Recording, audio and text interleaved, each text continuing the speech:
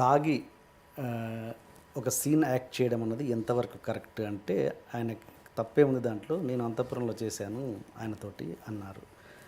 దాంతో మీరు ఎంతవరకు ఏకీభవిస్తారు? చేసేసాం.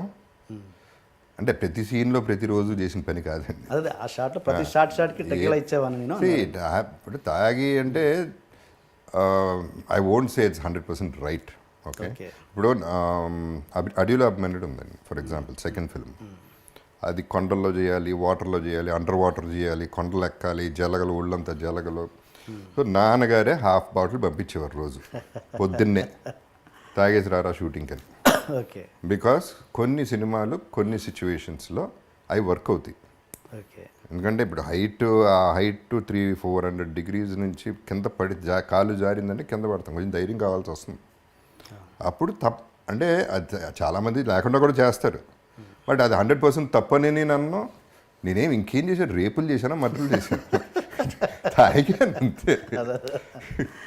అంటే ఒక ప్రొఫెషన్ ఈ అంతఃపురంలో ఆల్ దాట్ ఇప్పుడు ఇన్హిబిషన్స్ అన్నీ పోయి ఆ వైల్డ్ ఫైర్లో ఉండేవాడిని ఎప్పుడు. ఓకే.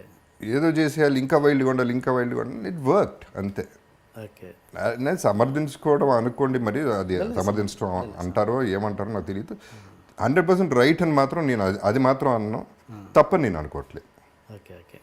నేను తాగి కొడితే పోనీ అని చెప్పండి, తాగి అమ్మాయిని ముట్టుకుంటే ఏమన్నానండి, నా యాక్టింగ్ నేను చేసుకుని నా పద్ధతిలో నేను పోయాను. ఓకే. అంటే నేను ఏంటంటే ఒక నటుడు అనేవాడి వృత్తి ఏంటి, ఒరిజినల్గా బయటికి తీసుకురావడం అన్నది నిజమైన నటుడు లక్షణం కదా, అది తాగి చేస్తే ఎట్లా అన్నది నా డౌట్ అంతే. అన్ని సినిమాలు తాగి చేయం కదా. ఇప్పుడు మిగతా సినిమాల్లో కూడా నాకు నంది అవార్డులు వచ్చినాయి, నాకు తాగకుండానే వచ్చినాయి. పైగా అంతఃపురం ఇట్స్ అన్ ఎగ్జాజరేషన్ అండి. జరిగింది 2 సార్లు, అది సినిమా అంతా చేసిన పని కాదు అది. అడవిలో అభిమన్యుడు జరిగింది, ఇది అంతఃపురం just matter of fact, stating a fact అంతే. అంతవరకే తప్ప అంతకంటే ఏం సీన్ లేదు అక్కడ. రోజు తాగితే అయిపోయేవాడిని బయటికి, షూటింగ్లో కూడా తాగితే.